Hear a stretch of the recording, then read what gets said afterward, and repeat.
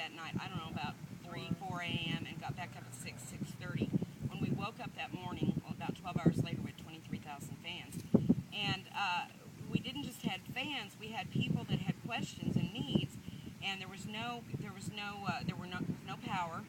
The city took 2-3 weeks to get most of the power, restored. They were very, very fast, but it took a long time.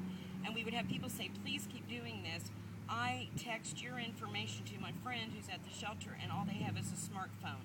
And people would ask 10, 20 times a day, "What's FEMA's number? What's this number? What's that number?" But the page moves so fast, with 49,000 people relying on it for information, that we monitored and worked that page 22 hours a day, the first 3 weeks at least. And after about 10 days, we got smart and realized we needed help, and we had people that manned it overnight.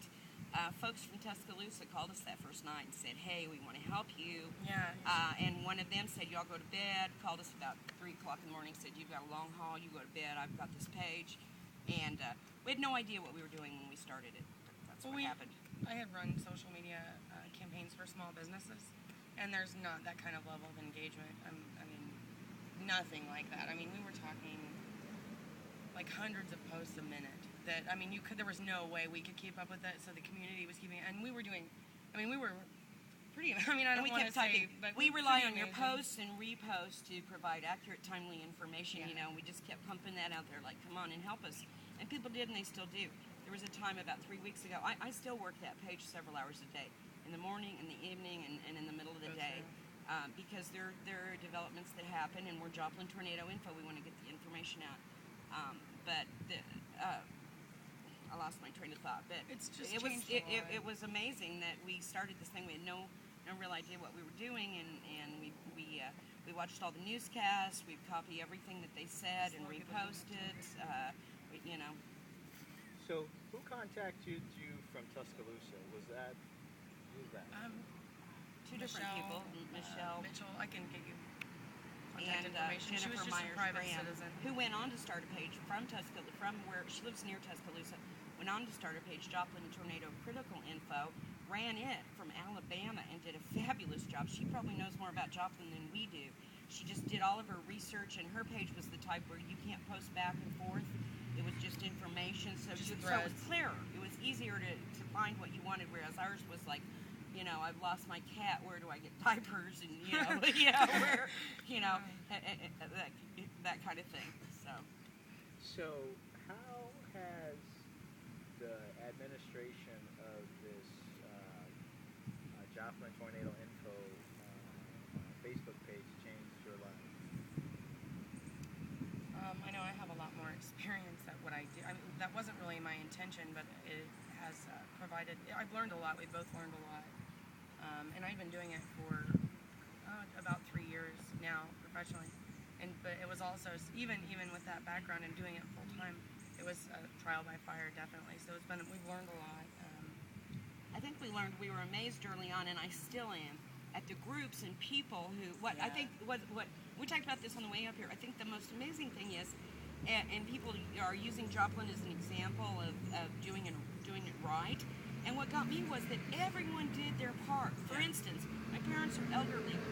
They probably wouldn't like that term. They're older. And I took care of them. We were busy, and they knew it, and they cared for themselves. They're like, "No, honey, you go take care of that page." And so that was what they did. That was their tornado effort, was they took care of themselves. We had people who helped me out here. We've got people that... I hope you can cut this and paste it in, because I'm at a loss. I think, as an example, the realtors in the area, this is sort of a very general example, came together, which it's normally a very competitive business anywhere, and compiled these huge lists of available housing, in different forms, whether it was by renting and, all different manner, and they... Well, Vincent, who you're going to interview later, tagged the Hope Wall. People, we had homeless people volunteering. We just posted a story about people from the East Coast. Some Jewish people brought people that came. We had some professional. We had clowns. The United Arab Emirates that has donated money. Not us, but yeah, Joplin.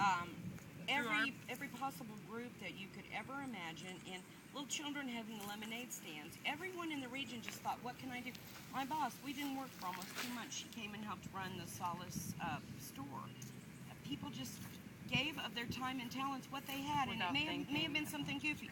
Maybe you Like cooked. us, social media, Maybe you you wouldn't really went around, think. some coupon people clipped the coupons and went and got their 25-cent right card, and and people just did, Whatever they could. whatever they could. And there was a thing we posted early on, and people loved it, and it's the saying around here, and I'll tell you the two versions.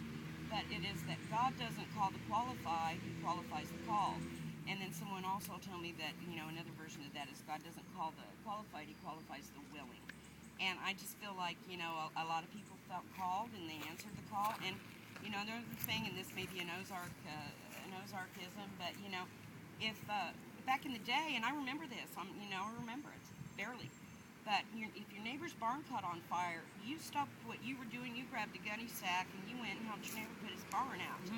And, Joplin's barn was on fire, and everybody dropped what they were doing and came and helped Joplin put the fire out. We live 15 miles south of here, just out west of Neosho, and we're about a half a mile from Highway 71, came through the old family farms out that way. And but we were talking today, too, about how for hours and hours and hours, all night, till we went to bed, and probably after, it was siren after siren after siren after siren, people had ignored. Everyone in the region came, and this is a tough region, and I think that's my girl there who wants to interview you. Good. Yeah, let me get her. Sorry.